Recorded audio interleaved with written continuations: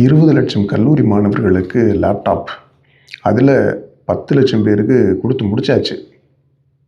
10 லட்சம் கல்லூரி மாணவர்களுக்கு லேப்டாப், கல்லூரி மாணவர்கள் இல்லைங்க, 10 லட்சம் young voters, first voters, Gen Z voters, 2K kids voters, இளம் வாக்காளர்கள்.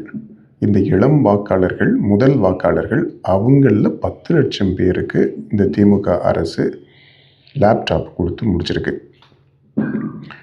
என்ன காரணம்? இந்த 10 லட்சம் இளம் வாக்காளர்களை கவர்ந்து இழுத்து திமுக அணிக்கு ஓட்டு போட வச்சிடணும் அப்படின்றது தான்.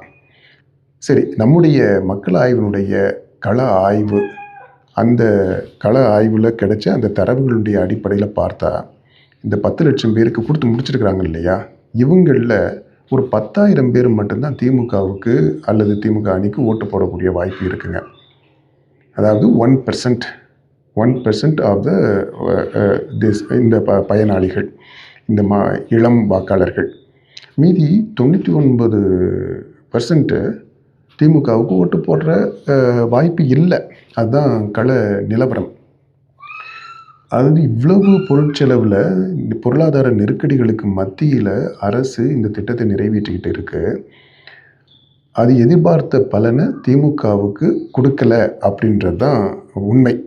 களத்தில் நிலவக்கூடிய யதார்த்தம் அது. ஒரே 1% தான் உத்தரவாதம் இருக்குது. அது இந்த திட்டத்தை நிறைவேற்றாமல் இருந்தாலுமே கூட வந்திருக்கிறதுக்கான வாய்ப்புகள் இருக்குது. அதுதான் நிலைமை. சரி, இப்போ இந்த 99% ஓட்டு, அதாவது நம்ம பேசுகிறது இந்த 10 லட்சம் பயனாளிகள் இருக்காங்க இல்லையா, லேப்டாப் வாங்கின ஓட்டர்ஸு, அதில் 9,90,000 ஓட்டர்ஸு, அவங்க வாக்கு எங்கே போகுது அப்படின்றது ஒரு பெரிய கேள்வி. இந்த கேள்விக்கான பதில் நம்ம எல்லாருக்குமே தெரியும், ஓரளவு கெஸ் பண்ணலாம்.